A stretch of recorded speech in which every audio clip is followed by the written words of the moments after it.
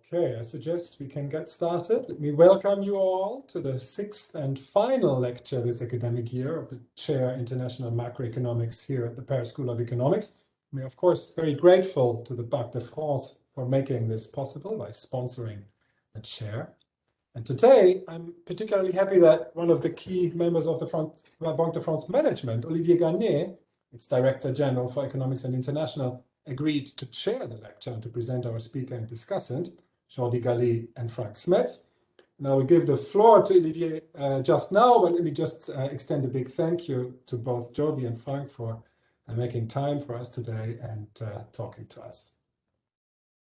So thanks, Tobias. So I'm very pleased to welcome you at this new lecture co-organized by the Paris School of Economics and the Banque de France. As you know, we have a long-time partnership with the Paris School of Economics, and we organize regularly such events. The previous one was with Ricardo Reis, and today we are very honored to welcome another well-known economist, so Jordi Gali, and which Jordi will make a lecture on the new Keynesian perspective on economic fluctuations. So no need to introduce Jordi, but Jordi Gali is a professor at the Universitat Pompeu Fabra and the Barcelona Graduate School of Economics.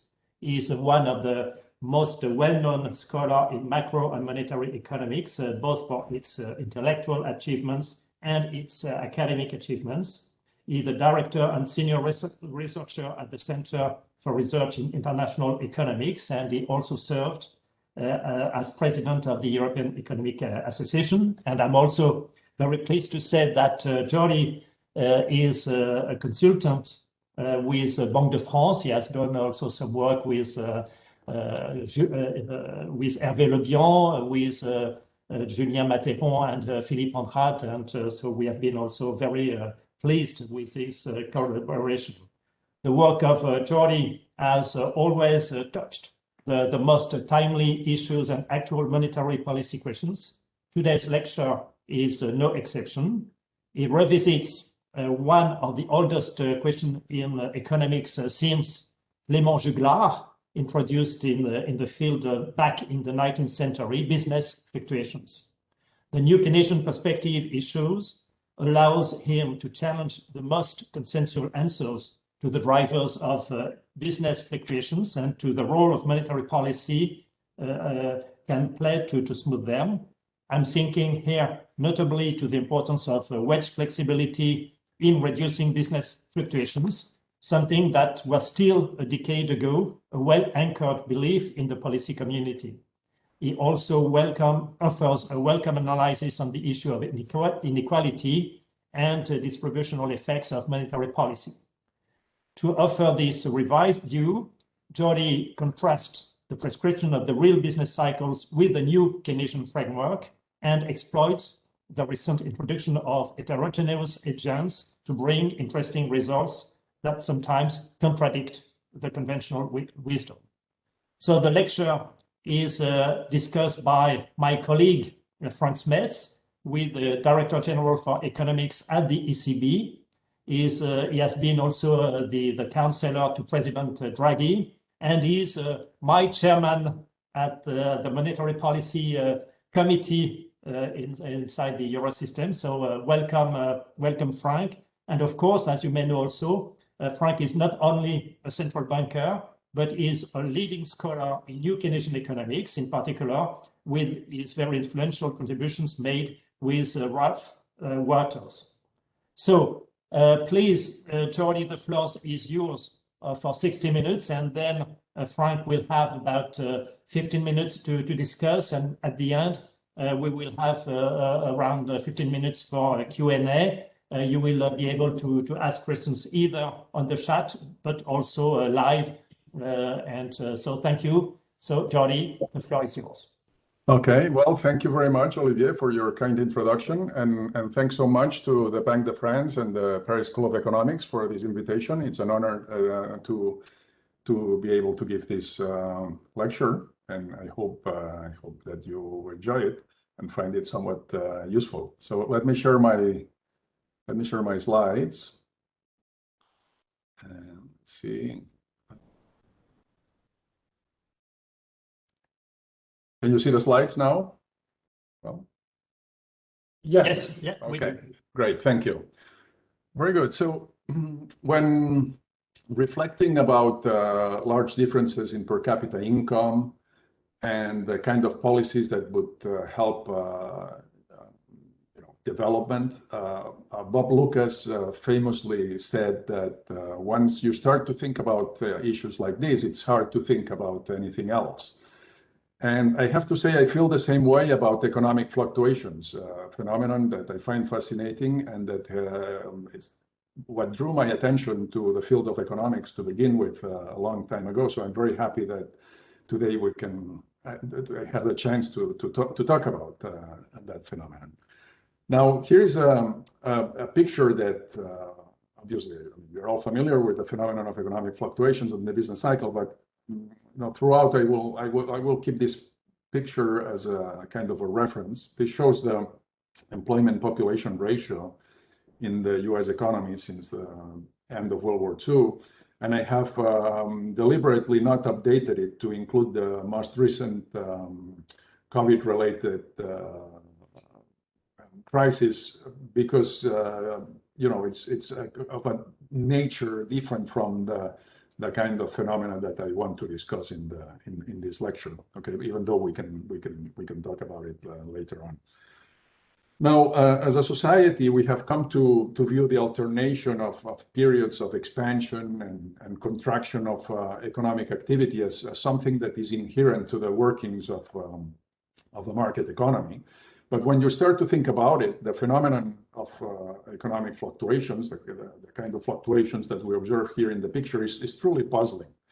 And this is particularly so in the case of recessions. That is, periods that involve large, persistent declines in employment and consumption and output.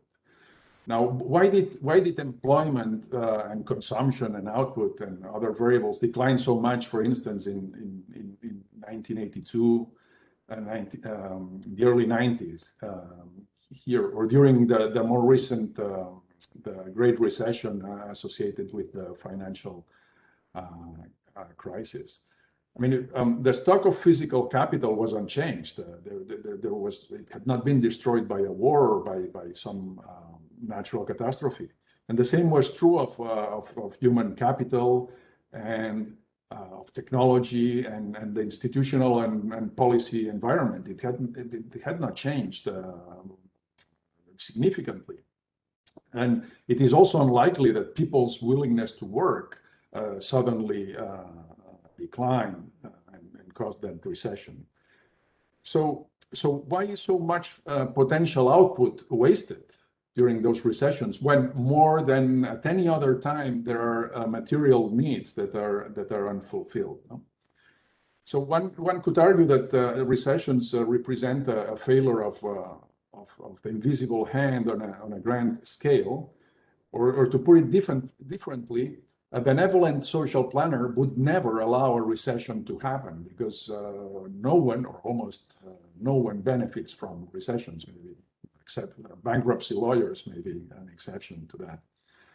Now, the main goal of my talk today is to describe in a non-technical way, semi-technical way maybe, the key elements of a particular approach to understanding economic fluctuations, the so-called New Keynesian approach. And this is a view or an approach that has become dominant for the past 2 decades, and which provides the foundations for most of the models that have been developed and are being used by central banks and international organizations around the world.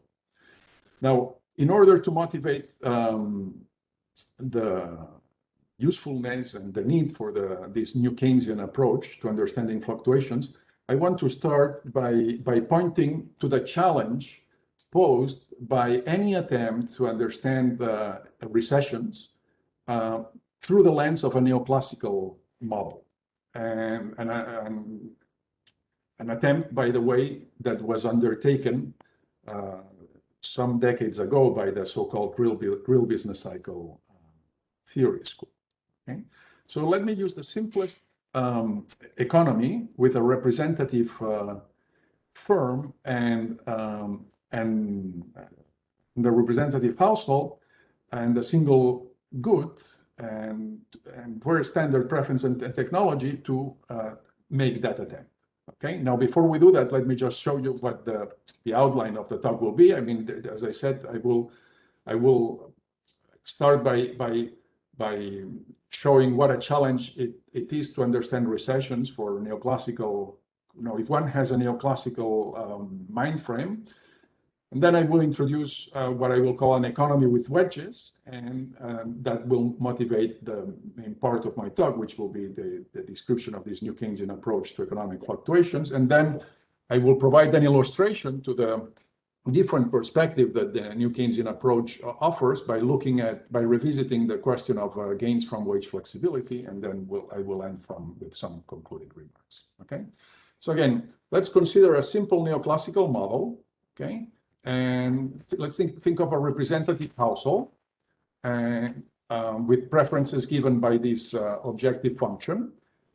And you have here, so this is relatively standard. There's a representative household that discounts expected current and future utility. And utility is a function of consumption, hours of work or employment, depending on how you want to interpret this. For our purposes, it won't make a difference. And here we have two shocks. I'm introducing two shocks. This will be a shock to the marginal disutility of labor, okay? And this will be a shock to preferences that you can interpret as a shock to the discount factor, okay? A shock that makes households more patient or more impatient and hence more willing or less willing to consume today, okay? Now,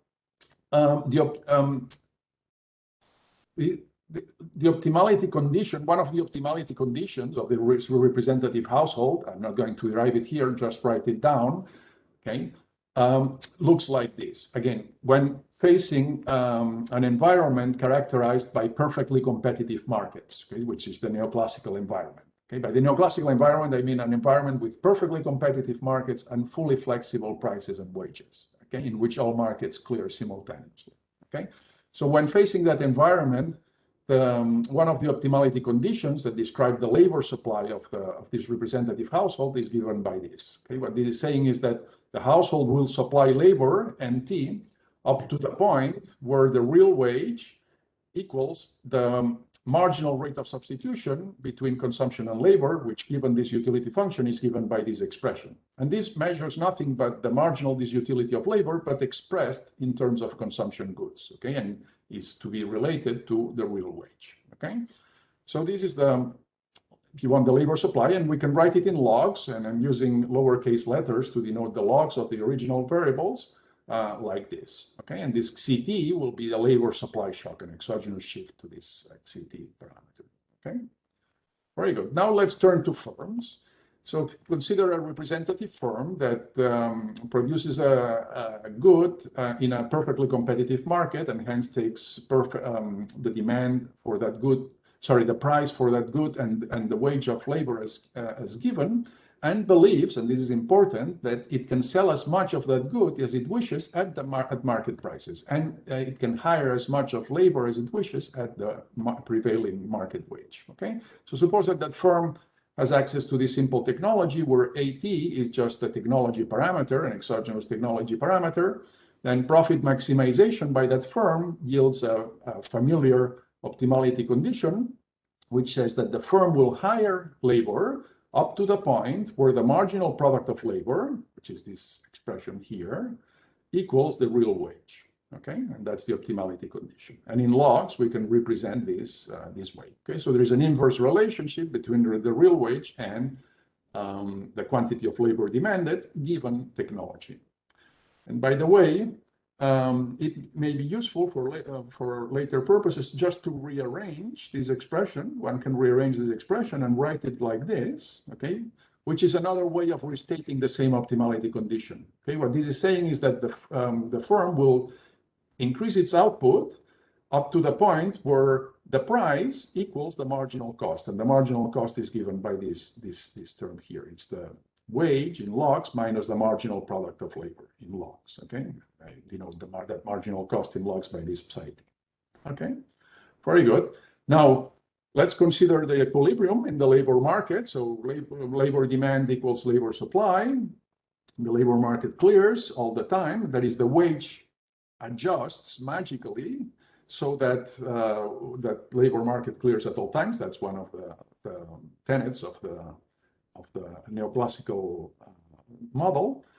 And this will be true then, okay? So this is the marginal rate of substitution. This is the marginal product of labor. So in equilibrium, the labor market will clear, and this condition, which is a standard efficiency condition for the optimal allocation of aggregate resources, will hold, okay? The marginal rate of substitution will be equal to the marginal product of labor at all times, okay? And the reason is that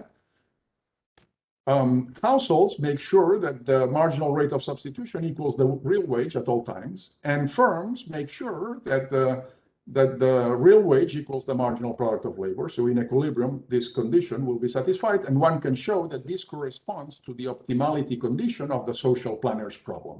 Okay, a benevolent social planner that wanted to maximize the utility of the representative household, subject to the technological constraints in this economy, but actually allocate resources so that this condition is satisfied. And this condition is also satisfied in the equilibrium of the decentralized economy. And of course, this should not be surprising. It's just a manifestation or a reflection of the welfare theorems holding in this economy. Okay, and here you have a representation of the equilibrium in the labor market. Here you have the labor supply that corresponds to the marginal rate of substitution, okay? And here the labor demand, okay? One implies a positive relationship between the wage and employment, the other one a negative relationship. And again, the assumption is that the wage is always such that we are at the intersection of the two, okay? Very good, so that's familiar. Now, in this world, in this very conventional world, how can we generate a recession? I mean, in particular, how can we generate a drop in employment of the sort that we observed in the figure that with which I motivated my introduction?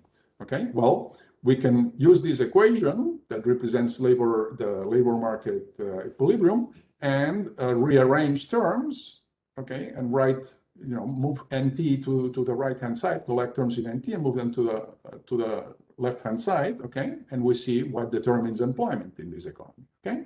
So we see that in order to generate a recession in the sense of a large drop in employment, we have three options, okay? And again, I don't need to specify more details of the model so far, okay? I have only specified this particular relatively standard dimensions of the model, namely labor demand and labor supply, okay, without specifying other aspects of the model, okay? So three things may generate a drop in employment. First, there could be a decline in technology, okay? We may have a drop in technology, okay, what we would call a negative technology shock, okay? Very good.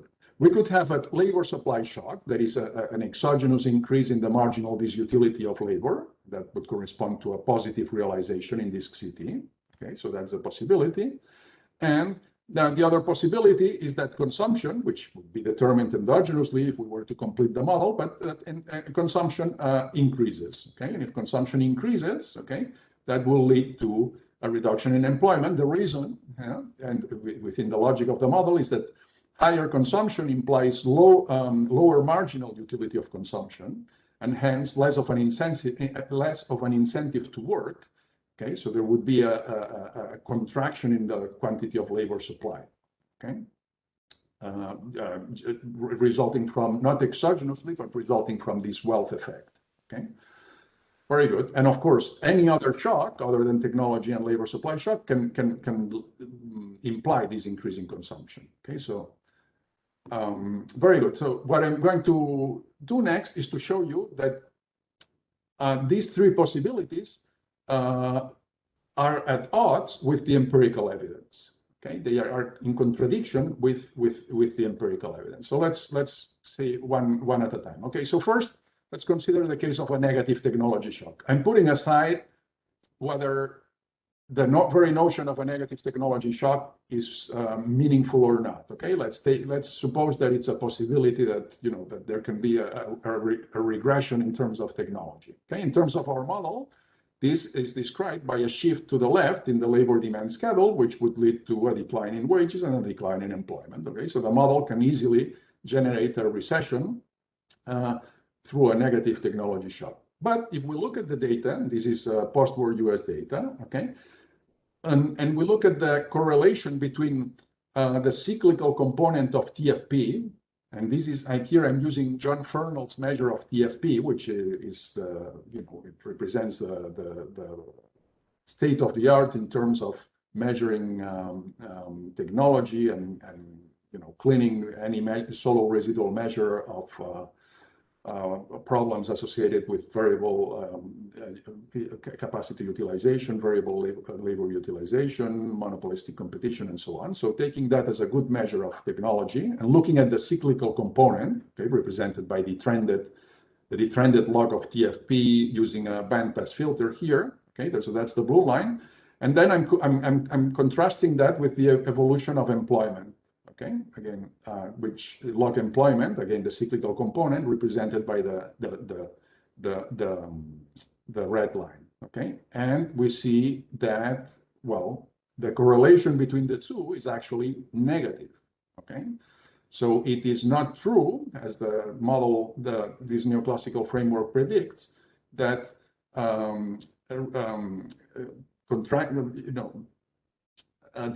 negative technology shock generates a decline in employment. On the contrary, on average, okay, technology and employment seem to be moving in opposite directions at business cycle frequencies. Okay, so that fails. Okay, so how about the labor supply shock? Okay, so a labor supply shock, an increasing C, okay, would be captured in our simple labor market diagram by a shift in the labor supply, which would reduce employment. Okay, so that's easy to get. So can we think of fluctuations, observed fluctuations in employment as being the result of exogenous shocks to labor supply? It's very hard to accept that once you look at one looks at a picture like this. Okay, so this picture shows the employment population ratio, which is the variable that in red, the variable that I showed earlier. Okay, and also it shows the labor force participation. Okay, so it shows the fraction of the population of working age that wants to work.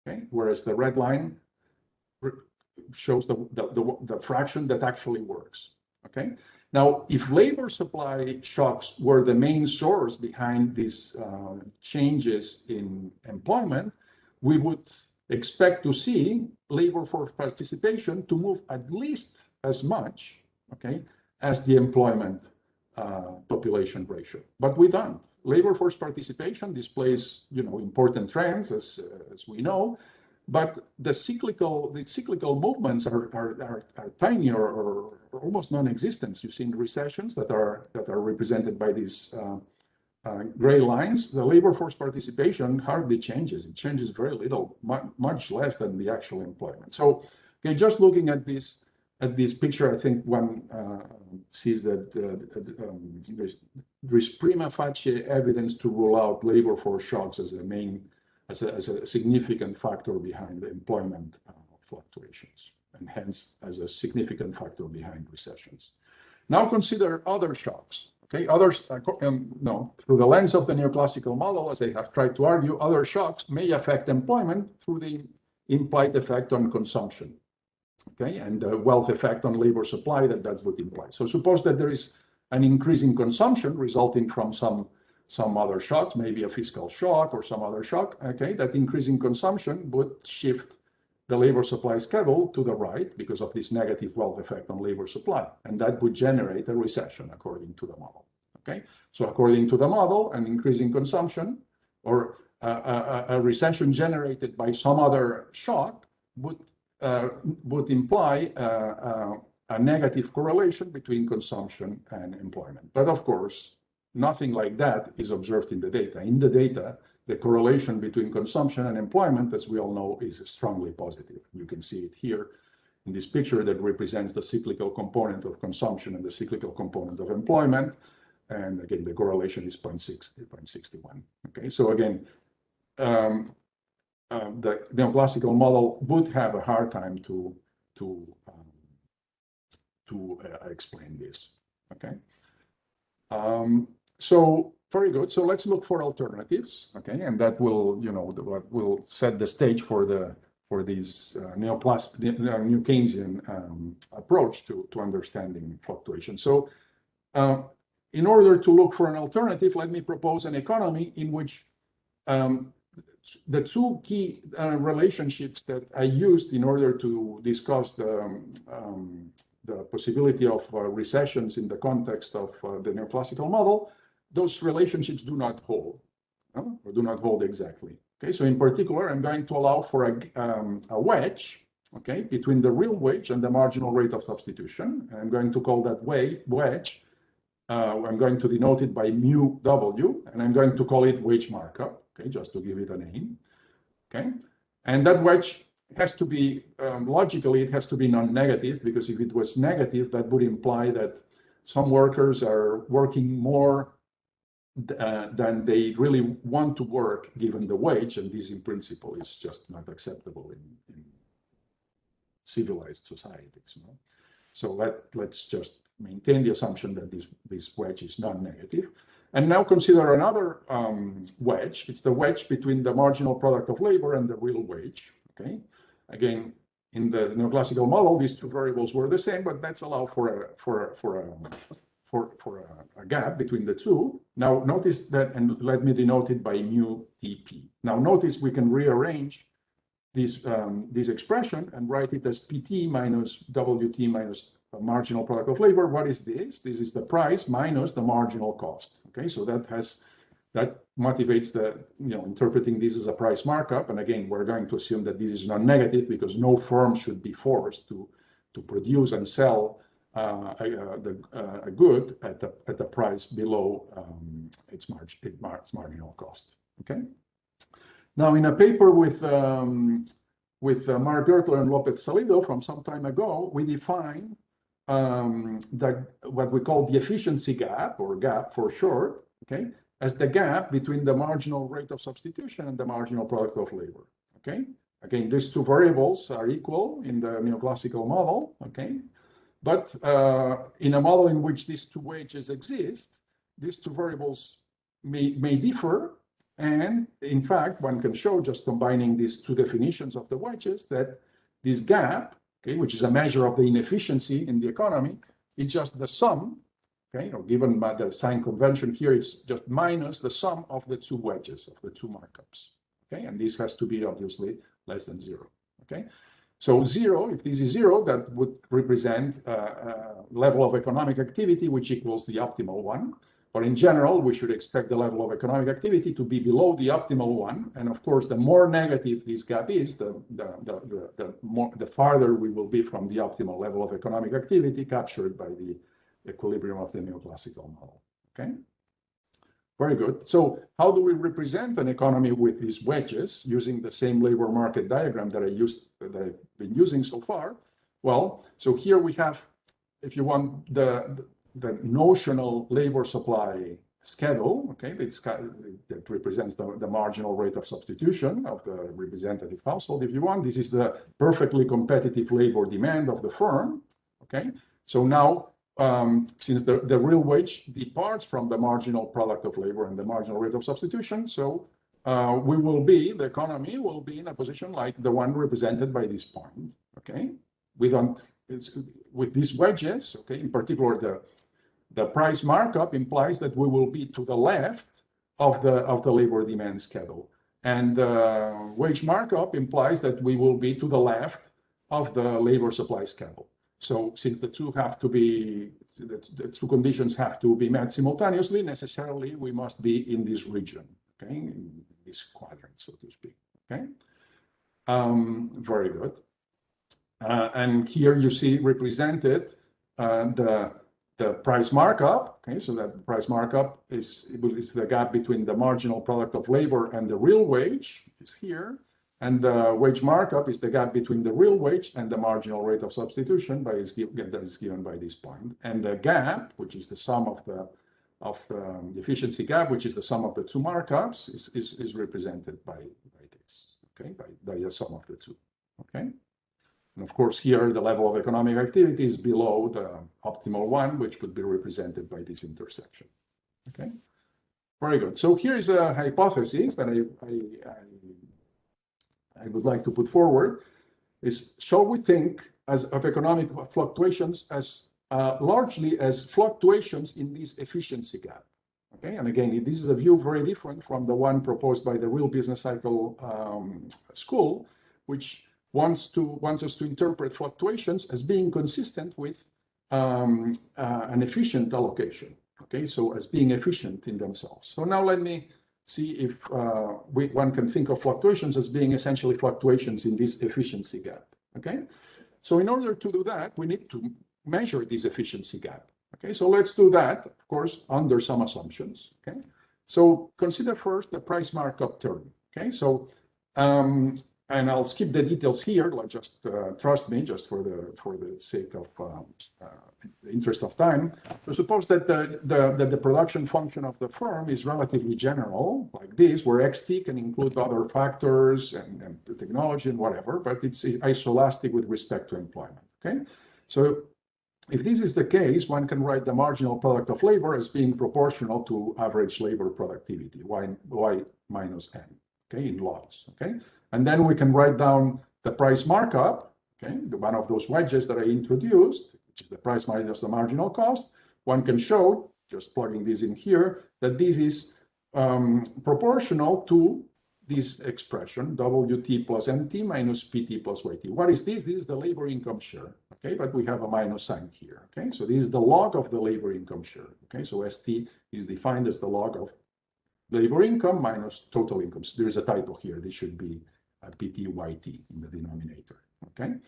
And so if we, obviously we observe the labor income share, okay? So we can measure up to a constant variations over time in the price markup. Of course, there are more sophisticated ways of measuring this, but here I'm just presenting the basic one, okay? How about the wage markup? Okay, the wage markup equals the real wage minus the marginal rate of substitution, which under our assumptions on preferences given by this. Now we can think of participation, let me call it LT, as being determined by the competitive labor supply. Okay, which the competitive labor supply is this one, the one that I have shown as was the optimal, one of the optimality conditions of the representative household. Okay, so this gives us the amount of labor that the household wants to supply, given the real wage and given consumption and given this exogenous labor supply shifter. Okay. Now, one can combine the two equations and obtain this simple result, namely that the wage markup is proportional to the gap between LT and NT. Now, this is the log of the labor force, this is the log of employment, so this is approximately equal to the conventional definition of the unemployment rate, okay?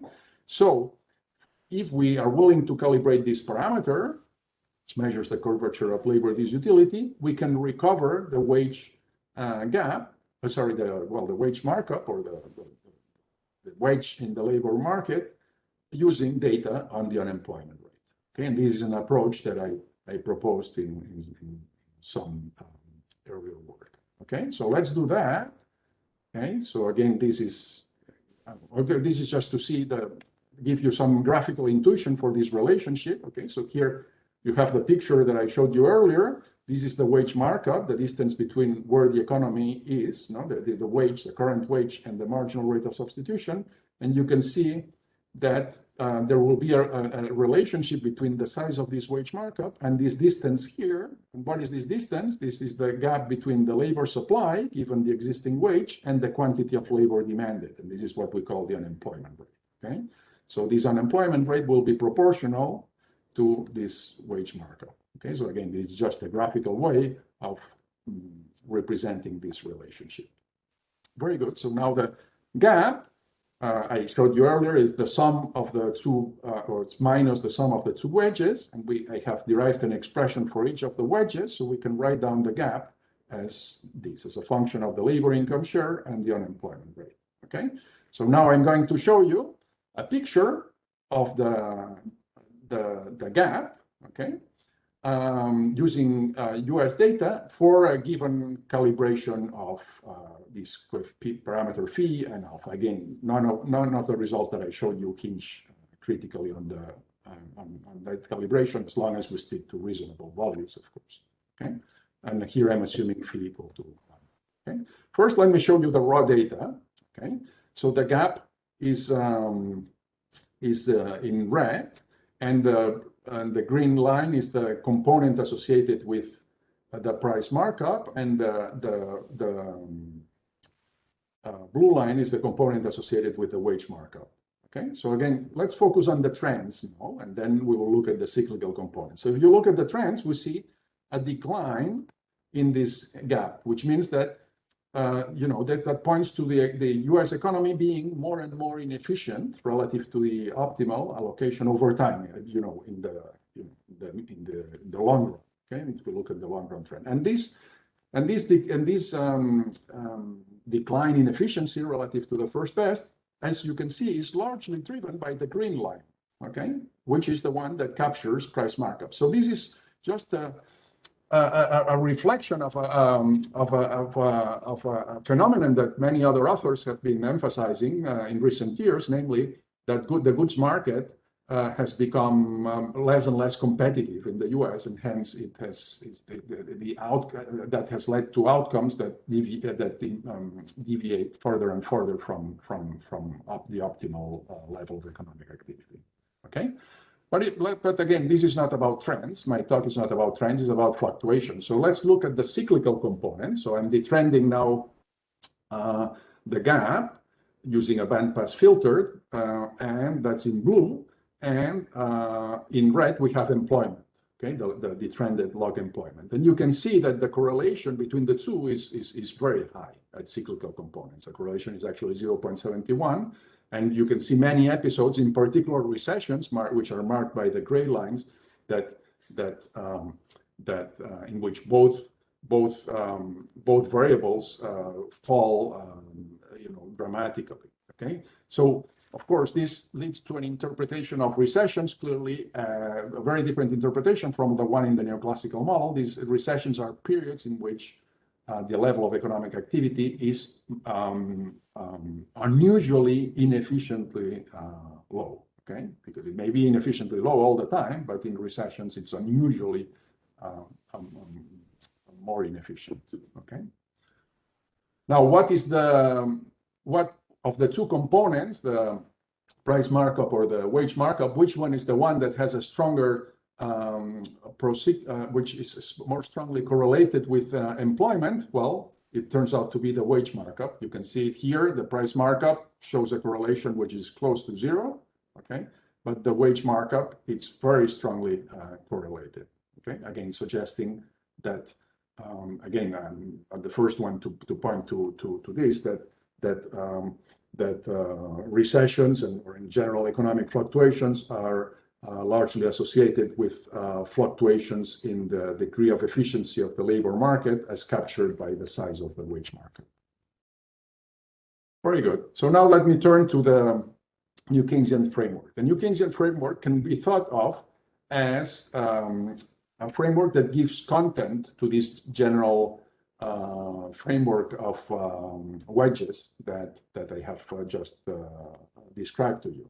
Okay, of course, what I described to you, I didn't specify how those wedges are determined and what are their implications for different macro variables and so on. Okay, but this is the content that the New Keynesian framework offers, if you want. Okay, so it's a specific model of wedges. What are the key ingredients of that framework? Well, monopolistic competition in goods and labor markets, which leads to positive desired markups, both price markups and wage markups, okay? However, those desired markups are not always realized. And the reason why they are not always realized is because there are sticky prices and sticky wages, okay? And because of these sticky prices and sticky wages, markups are going to fluctuate around the desired values. There is a role for aggregate demand, okay? And this is critical because, the fact that markups can fluctuate and that firms and households are willing to let the markups fluctuate, okay, makes it possible for the level of economic activity to be determined by aggregate demand. Because changes in aggregate demand firms will be happy to accommodate changes in aggregate demand by producing more or less than they would if they were charging their desired markups, because they are happy, to let the markups actually deviate from desired markups because of the stickiness of prices in the case of firms. And not only that, in order to meet those variations in aggregate demand, they will be hiring workers or will be firing workers. And workers will also accommodate that because they are willing to supply labor and independently of the level of the labor supply that would be associated with their optimal desired markups. Okay, so both fluctuations in output and employment can be triggered by fluctuations in aggregate demand are admissible or can be accommodated in this framework. Of course, one consequence of this is that monetary policy is not neutral, because monetary policy has a direct impact on aggregate demand through its effect on consumption and investment, and also monetary policy is not neutral in a more interesting sense that different monetary policy rules will have, by managing aggregate demand in a different way, will have different implications for aggregate outcomes, okay?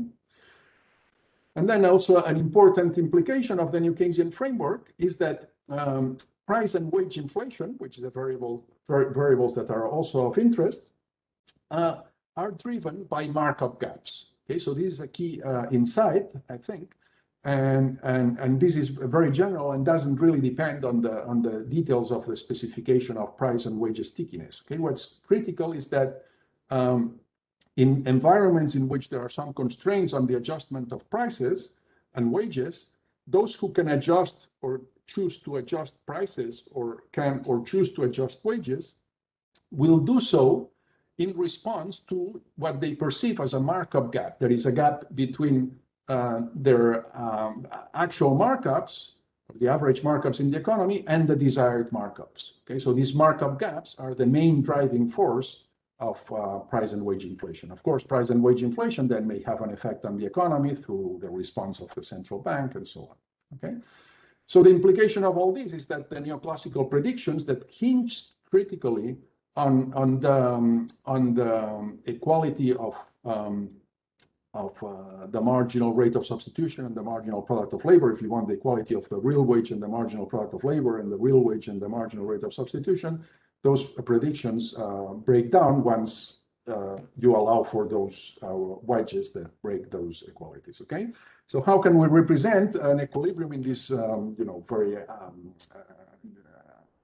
abstract, if you want, new Keynesian framework that I'm discussing? Well, it would look like this. So first, the solid lines here, blue and red, represent the perfectly competitive labor supply and perfectly competitive labor demand that we had in the neoclassical model. Okay. Now, the introduction of desired markups, that is, if we just had a market power in the goods market and market power in the labor market without sticky prices or sticky wages, would just shift these two schedules by the size of the desired markups, mu W and mu P here, okay? And we would be in equilibrium here, and employment would be determined here. And this is what, and then given this level of employment, we can back out the level of output. Here I call it the natural level of output, because the level of output under flexible prices and flexible wages, using the production function, okay? So, very good. But how do we engineer?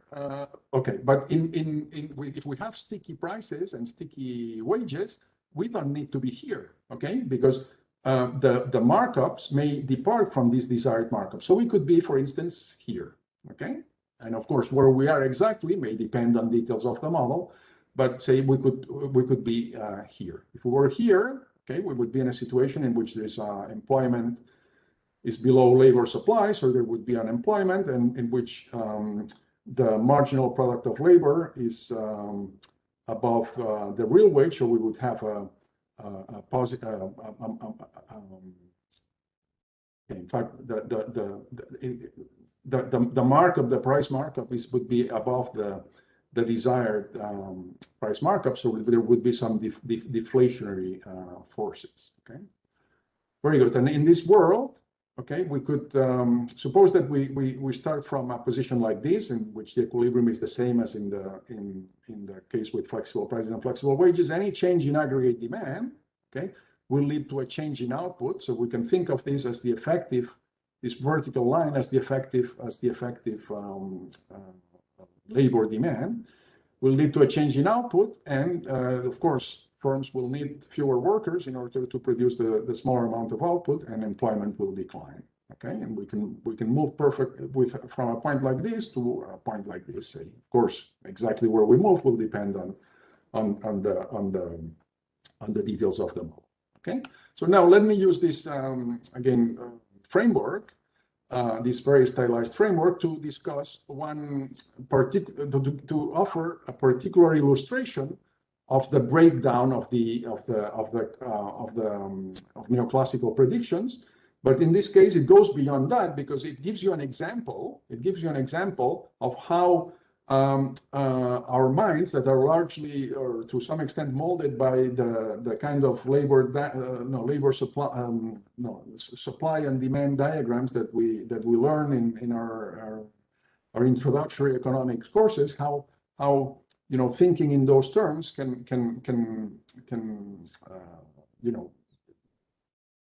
generate predictions very different from the ones that arise from a model like the one that I have just shown you. Okay, so the illustration is has to do with gains from wage flexibility.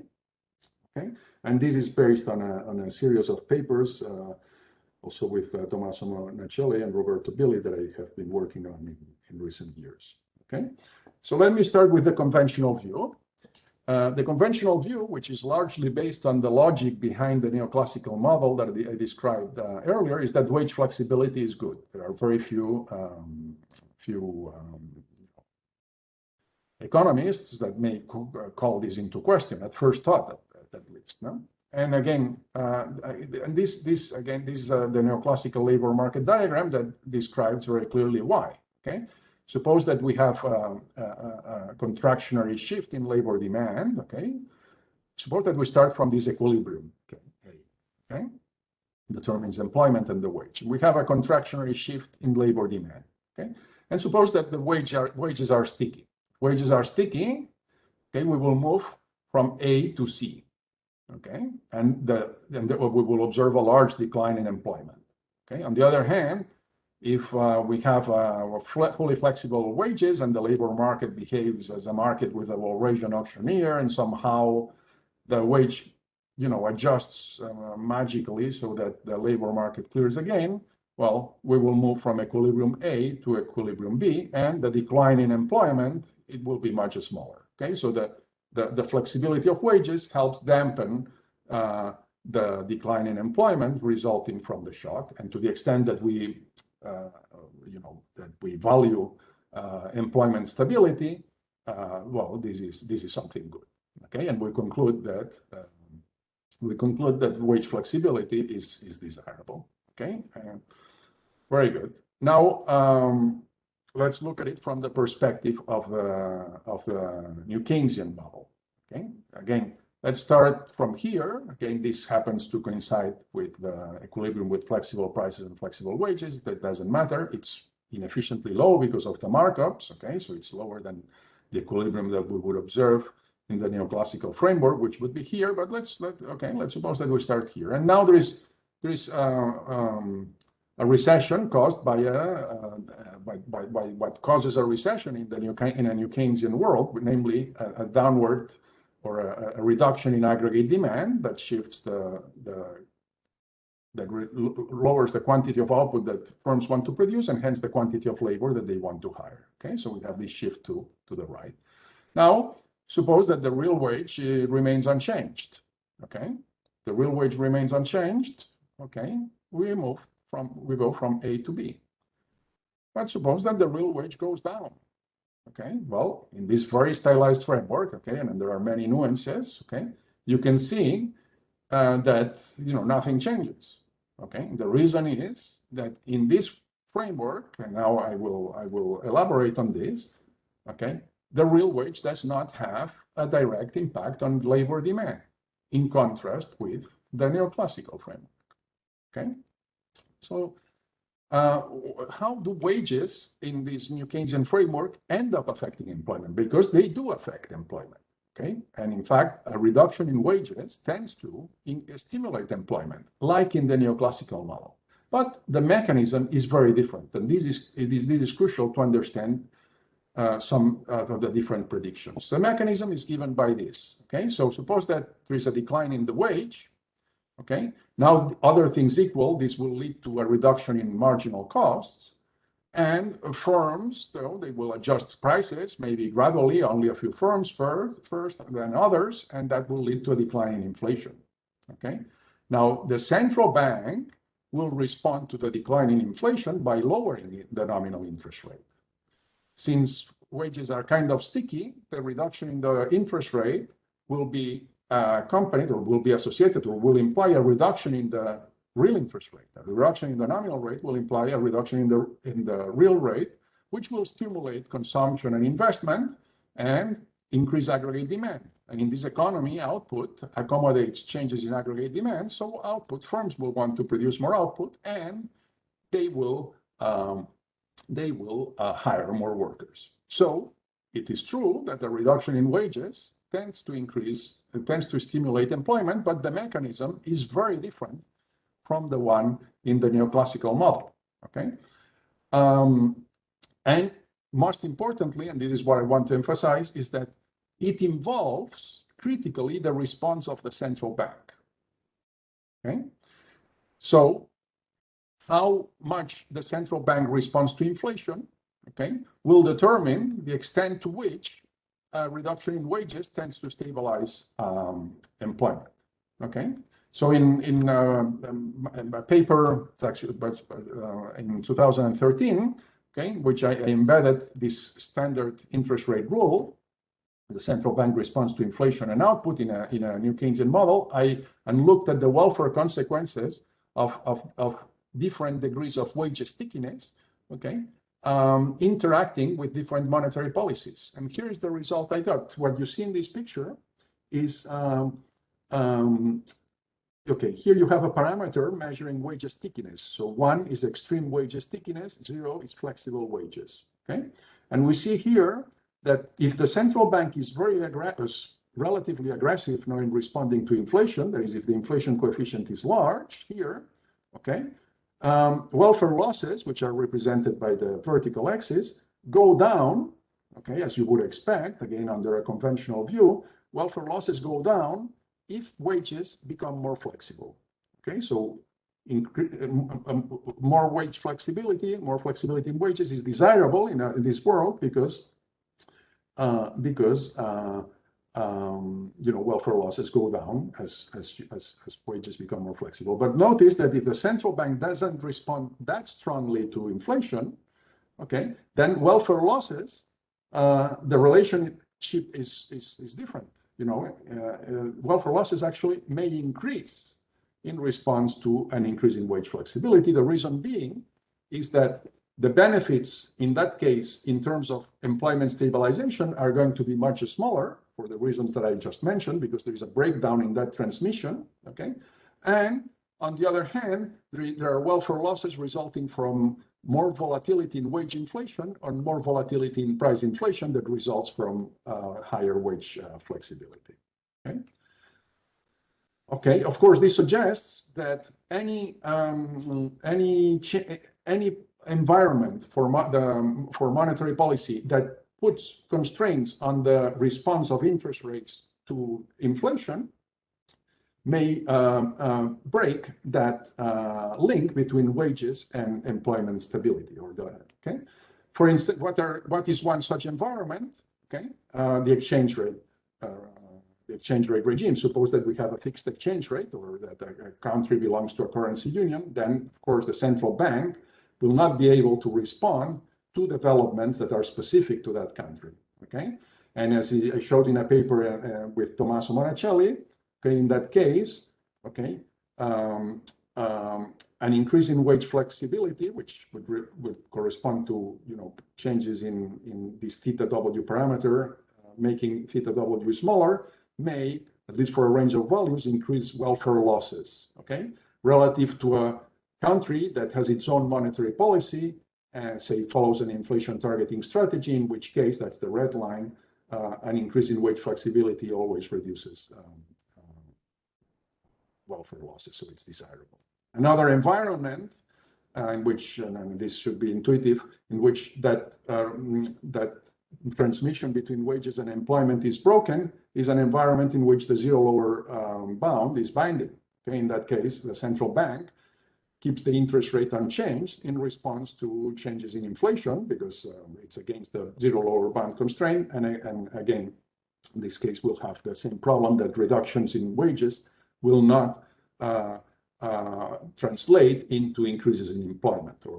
Okay, and again, in this paper with Roberto Billy, we showed that in the presence of a zero lower bound constraint that is binding, okay, you can see that an increase in wage flexibility, which once again corresponds to theta W going towards zero, leads to larger welfare losses, okay, for at least over a range of the parameters, than in the absence of the no zero lower bound. So the presence of a binding zero lower bound enhances that problem. Okay. Now let me conclude. Let me take just 3 minutes, if that's possible, just to without getting into the details, but to give you an example in which, a very clear example of in which the conventional view is contradicted by a model that has new Keynesian features. Okay, so the conventional view would say that a wage increase is bad for employment. It may be desirable for other reasons, but it is bad for employment unless it is warranted by an increase in productivity. Okay. And again, this is clearly true in the long run, because in the long run markups, this is the optimal price setting condition. Okay, that will if firms maintain their desired markups, this will hold. So the price will be equal to a margin, the desired markup over the marginal cost, which is given by this. If we rearrange this condition, we see that the real wage has to be equal to this expression. So an increase in the real wage necessarily, unless it is justified by an increase in productivity, necessarily it will lead to an increase in employment. Okay, so this is true in the long run when markups are equal to the desired markups, or even in the short run if if prices are flexible and markups equal the desired markups. But with sticky prices, markups no longer need to be equal to the desired markups. In fact, the markup is elastic. So this variable can change, and that may break this otherwise negative inverse relationship between the real wage and employment. Okay, so one can show. Let me just give you here, without getting into the details, the ingredients of a model in which one can get the opposite result, namely that the wage increase can stimulate employment. So think of a new Keynesian model with two agents.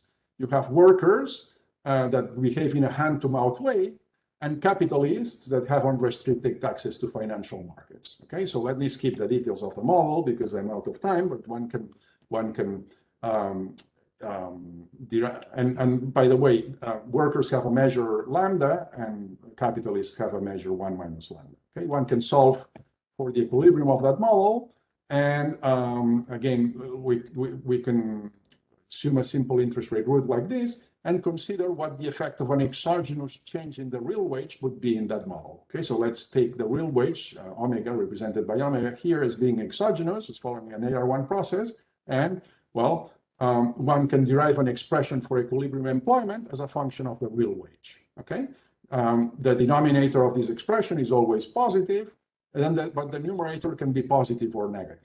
In fact, it is positive. It can be negative. It will be positive. That is, an increase in the real wage will increase employment if this condition is satisfied. Okay. What does this condition say? Well, that the number of the measure of hand-to-mouth workers should be sufficiently large.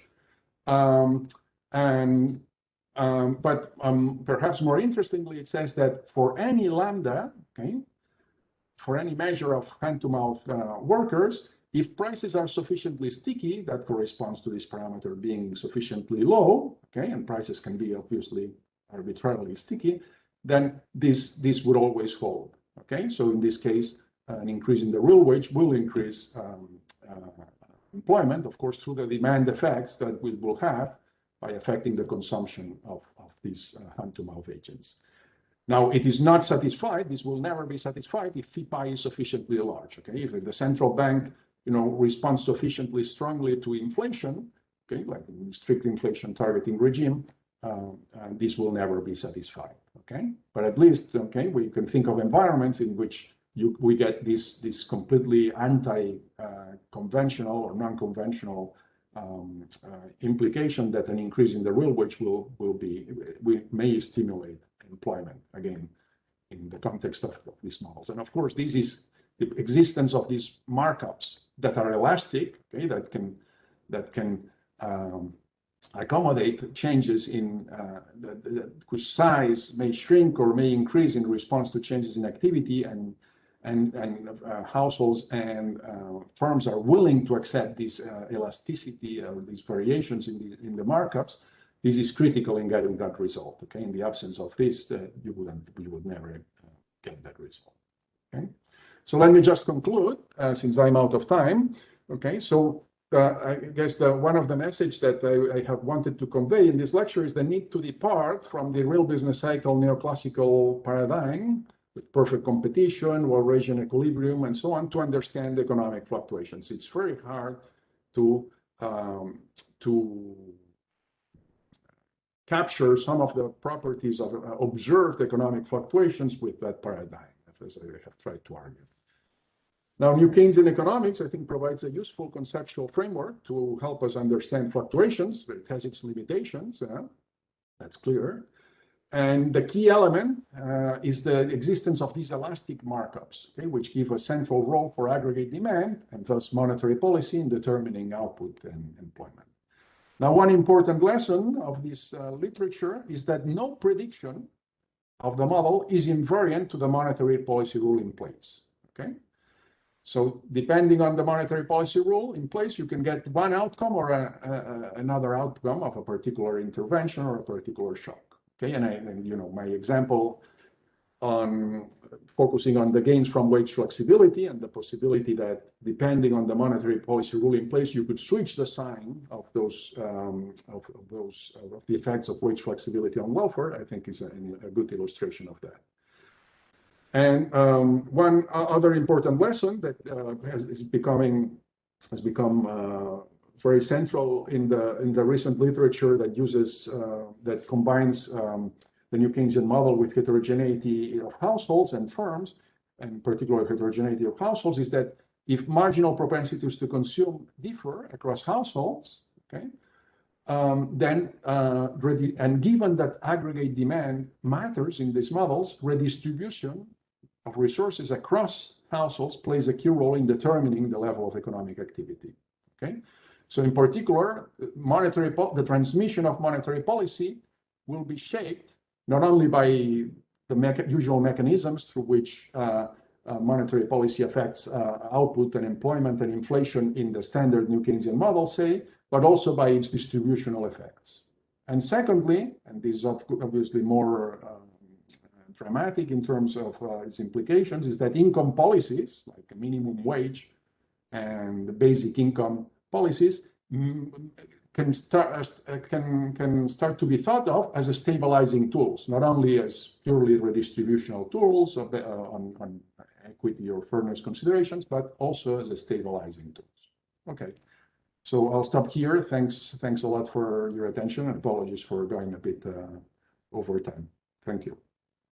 Thanks, Jordi, for this very illuminating presentation and challenging the conventional wisdom on wage flexibility. So now I give directly the floor to Frank.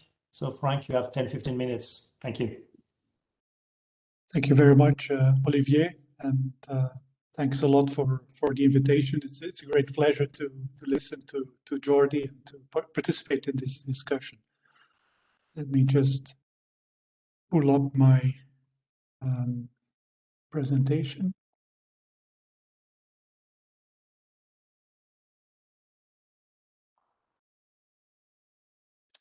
Okay.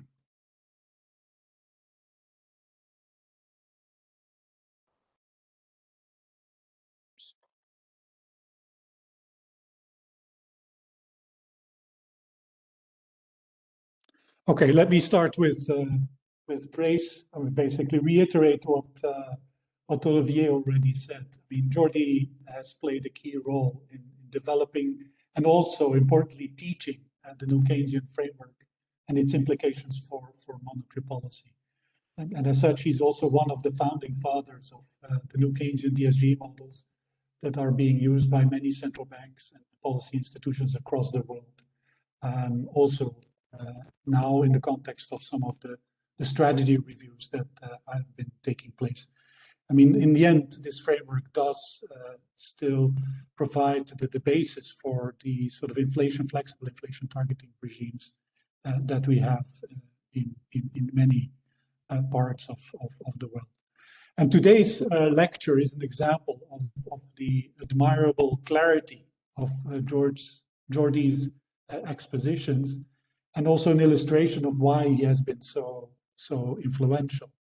Because it's not only about the ideas, it's also about being able to communicate them in a very clear and convincing way. Now, there's two main points that I took from the presentation. I mean, the first one is that sticky prices and wages are key frictions for understanding macroeconomic fluctuations, together with the monopolistic competition assumption. And the second one is that in this environment, wage flexibility may be damaging. And whether it is or not very much depends on the monetary policy regime. So on the first point, I mean, I think it will be difficult to find a central banker that disagrees with this. I mean, obviously, the fact that prices and wages are sticky, as Jordi mentioned, basically means that there is a role for aggregate demand driving economic fluctuations and recessions in particular. It gives a role to monetary policy, important role to monetary policy to help stabilize the economy and inflation. And of course, it's the basis. It's not the only basis, it's probably the most important basis for having a Phillips curve, which is in the end the key building block of central bank macroeconomic models. Although, of course, lately some of us may complain that the Phillips curve relationship is not always as reliable as it used to be, but that's another issue. I mean, the fact that sticky prices and wages are the key, some of the key frictions to understand macroeconomic fluctuations is also something that came clearly out of the empirical approach that Raf and myself followed almost two decades ago, where we kind of formally tested the importance of price and wage stickiness in a medium-sized Keynesian DSG framework with many nominal and real frictions. And what we find there, and I don't think that finding has changed, is that price and wage stickiness, these particular nominal rigidities, are the most important frictions to be able to have a good empirical fit of the main macroeconomic variables. Jordi explained it in a much more elegant and easy to understand way, but when you go through these empirical exercises, you basically, not surprisingly, find the same result. Now, the second point, that wage flexibility may be damaging, I mean, there probably it's as Jordi also suggested, it's probably easier to find a central banker that is skeptical about the notion that having wage rigidity is a good thing. And so I want to spend a little bit of time on that. Having said that, I mean, the logic of the argument that Jordi has explained, I mean, is very clear and also compelling. Wage flexibility may be damaging, in particular when monetary policy is constrained to respond to the drop in inflation. And the mechanism, I don't need to explain. I think Jordi was again very clear. So what I want to do in this discussion is basically two things. First, to review some recent evidence on price and wage stickiness. And the main message from that recent evidence will be that, yes, probably prices have become more flexible. Price rigidities have reduced in our globalized, digitalized world. But wages, if anything, have become more sticky, and particularly downward nominal wage rigidities have been very prevalent in most recent recessions. So, which basically supports the notion that it's important to look at this rigidity, at sort of the degree of wage flexibility of wage rigidity. And the second part of the discussion will be more about trying to basically discuss two alternative channels, which are not really, I believe, in the work, the underlying work that Jordi has based his presentation on, which basically will make typically wage flexibility much more beneficial, or wage rigidity, and particularly downward nominal wage rigidity, much more costly. One is what I call the competitiveness channel, and here I will mostly refer to recent work by Schmigaud and Olivier. And the other one is the profitability channel, and I will refer to very recent work by one of my colleagues, Agostino Consolo, with Abriti and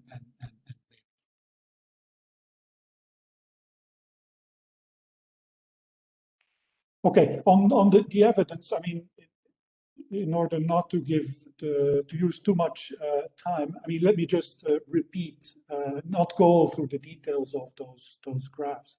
But basically, Jordi was involved very much in the inflation persistence network, which was a network quite a number of years ago in the Euro system, where we try to actually characterize the degree of price stickiness in the Euro area. More recently, we have a new network called Prisma, which tries to revisit some of those evidence and also using some of the more sort of extensive data sets that are now becoming available. From that work, basically, and also the wage dynamics work, the network work, and the different waves that we had in there, basically two sort of findings I want to highlight. The first one is what I already mentioned, that implied duration of price spells in the micro data has fallen, particularly in non-energy industrial groups, a little bit less in services over the years. So that's what you see on the left-hand side. But when you look at the frequency of base wage changes, they have actually lengthened. So they have become longer than a year. That's what you see on the right-hand side. So that's about kind of general price stickiness or spells, length of contracts. But what is very important is also to know about the asymmetry in the adjustment. And what the data show there is that price cuts are very frequent. Actually, 40% of the price changes that you can see in the data sets are cuts. And that percentage has increased since the IPN data. Moreover, the size of those price cuts has also increased. Again, that is what you see on the left-hand side data. Whereas if you look at the evidence on wage freezes and wage cuts, then there's a lot of evidence that, at least for base wages, and of course there are increasing the important variable wage components, which would offset that a little bit. But when you think about base wages, clearly as the euro area economy went through the double-dip recession, what you see was not a big increase in the share of wage cuts, but a big increase in the share of wage freezes. These are the yellow bars on the right, which again is prima facie evidence that wages are still, big components of wages are still downwardly rigid, normally downwardly rigid. So this is just to say, we need to, I mean, it is a good idea to look at particularly the importance of wage flexibility, of wage rigidity for economic fluctuations and for the efficiency of the economy. Now then I want to basically talk about two channels which I think would sort of shift the balance sort of the assessment, whether wage flexibility is good or is bad or could be good, to the more bad side. So one is again, what I call the competitiveness channel. And here I just write down some of the conclusions of the work by Martin Olivier and Stephanie Schmidt-Grohe, who've written a series of papers on this. So they investigate the consequences of downward nominal wage rigidity for the adjustment of employment in the periphery of Europe after the 2008 financial crisis, and show that in an environment of low inflation, so when this downward nominal rigidity will be binding, this rigidity can prevent a decline in real wages, which is obvious, but that absent of this adjustment in real wages, the relative price of non-tradables cannot fall, that is, the real exchange rate cannot depreciate, which causes involuntary unemployment in the economy. And sort of interestingly, of course, they also make, because they have a nominal or an economy with price, nominal price rigidities, they also argue that a simple and practical solution in the absence of devaluation is just to increase inflation in the currency union as a whole. Specifically, their findings, again, this is for the sovereign debt crisis, suggest that a policy of 4% inflation for 5 years would go a long way towards bringing unemployment down to pre-crisis levels. I mean, if you look at some of the data of the rebalancing process following the financial crisis within the euro area, I mean, there's a big correlation, which you see on the right-hand side, between the need to have sort of an adjustment, a downward adjustment in competitiveness, in relative prices within the euro area, and then the rise in unemployment. A country like Spain had a very costly increase in unemployment in an environment where nominal wages were very difficult to fall. Actually, they had indexation in the beginning of the crisis, which made the problem even worse. So again, prima facie, while these downward nominal wage rigidities may sort of limit the degree of disinflation, there is a big cost, which is the big rise in unemployment, which suggests costly wage rigidity. The second channel I wanted to highlight is what I call here the profitability channel. Obviously, when real wages rise, and particularly in an environment where nominal wage cannot fall, but nominal prices can fall, then real wages will not only be sticky downward, but they will actually increase. That will reduce profit margins. And in the framework of Jordi, that doesn't do much because these are kind of markups. But of course, in more general models, this profitability, lower profitability, may affect investment decisions. And so here I just want to make a reference to this work by my colleague, Agostino Consolo, who has a model where there is downward nominal wage rigidity, but he puts it in sort of a new Keynesian PSG model with endogenous growth and with labor market matching. And of course, what this does is, first of all, if profitability falls, then there will be less investment in R&D in this particular model. which then has permanent effects on TFP and on growth. And you can see some of those effects in the right lower panel of this graph. The other thing is, because they have a labor market matching model, when profitability is high and low and real wage is high, basically the incentive to hire will be much lower. And that leads to a higher unemployment, and particularly higher unemployment duration. So in this model, downward nominal wage rigidity leads to very asymmetric, hysteretic growth effects. And again, that of course will change some of the calculations that Jordi has shown. Also, they show that in this type of model, actually, one way of solving it is by having a higher inflation target. They come in their calibrated model with an inflation rate of 4% of an inflation targeting regime. If you do sort of make up strategies, then the optimal inflation rate is closer to 2%. And these kind of considerations, they do not change very much when you have a zero lower bound.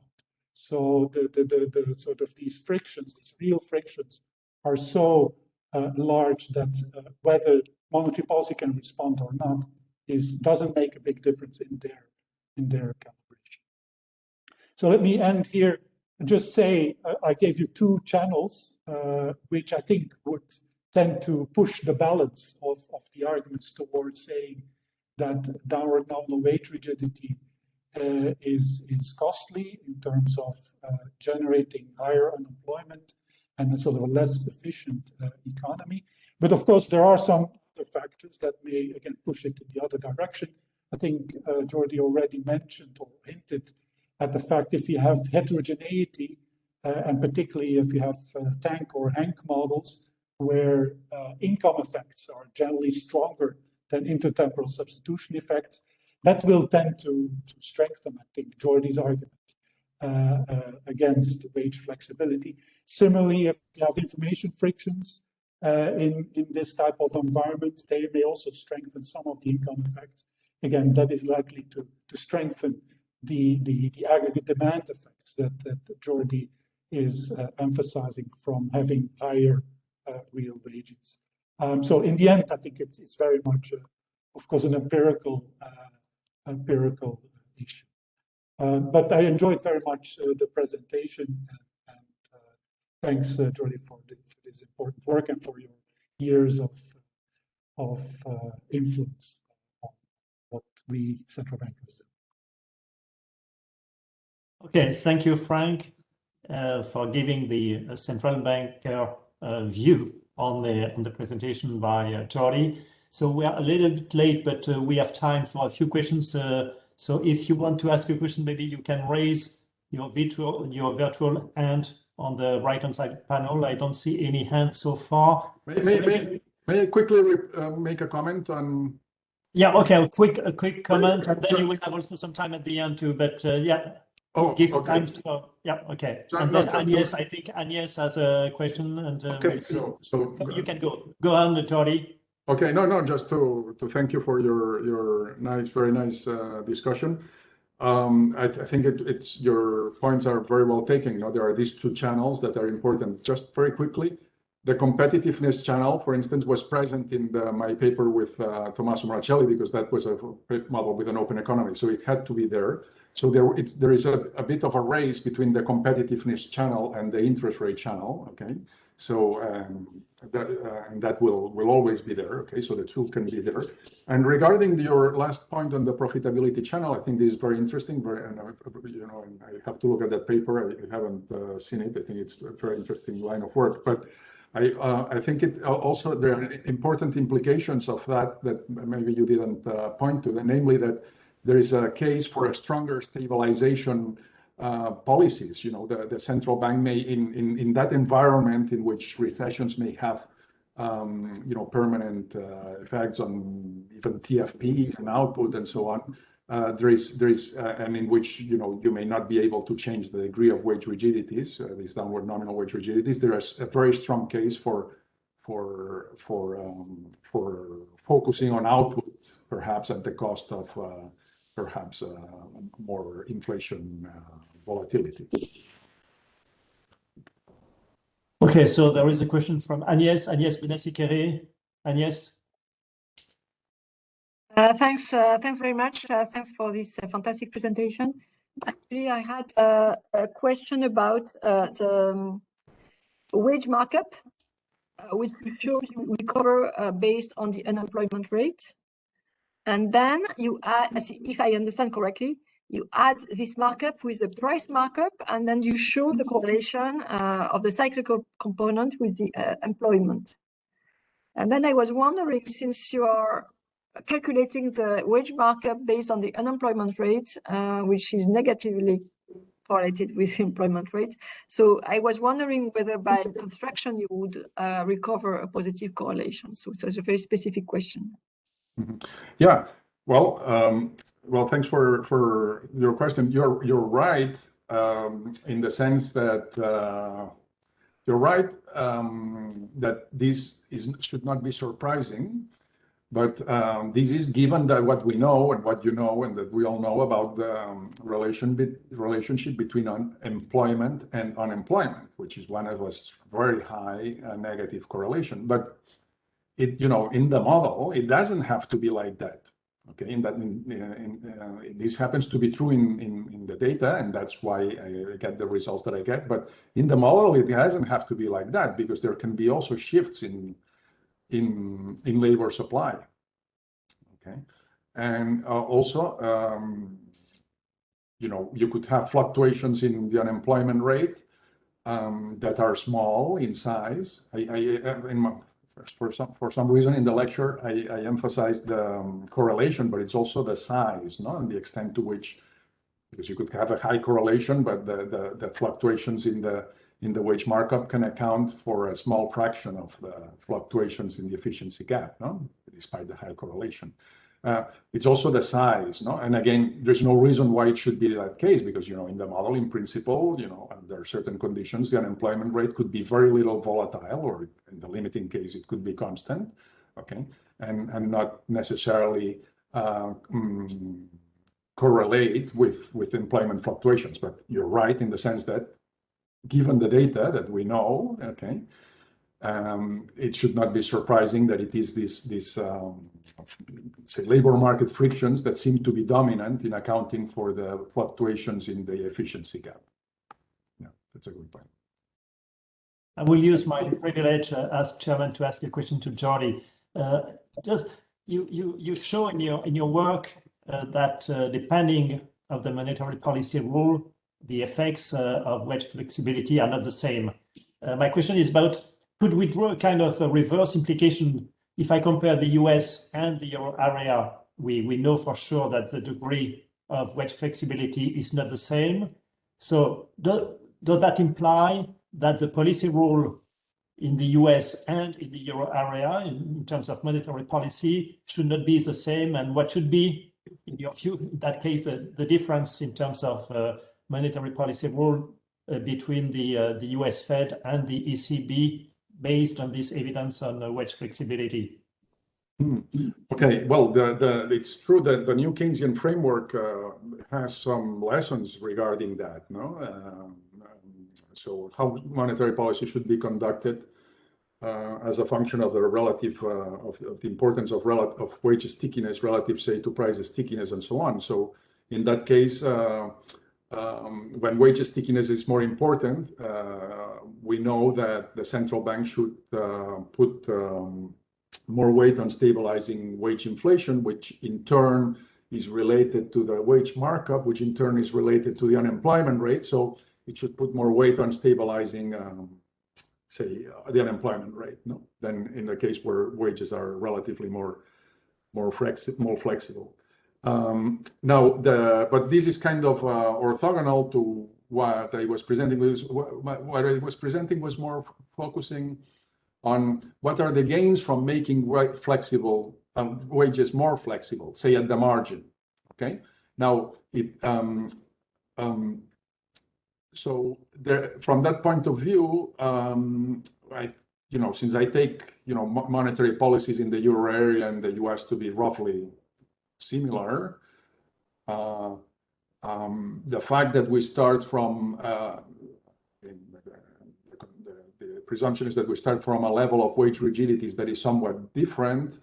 I don't think there are major changes. I mean, for plausible wages levels of wage rigidities, I think in both cases, depending on the monetary policy, you would get in place. You would get that you have an increase in welfare or a decrease in welfare in both cases. Again, in some cases there is some non-monotonicity, but that non-monotonicity tends to occur when wages are close to being fully flexible. Okay, if wages are close to fully flexible, which let's just for the sake of argument suppose it's the case in the US, then it is true, or it tends to be true, I should say, that making them even more flexible is desirable. Okay, because in the limit, making them completely flexible, that's always desirable. So if you could jump from high wage stickiness, say, to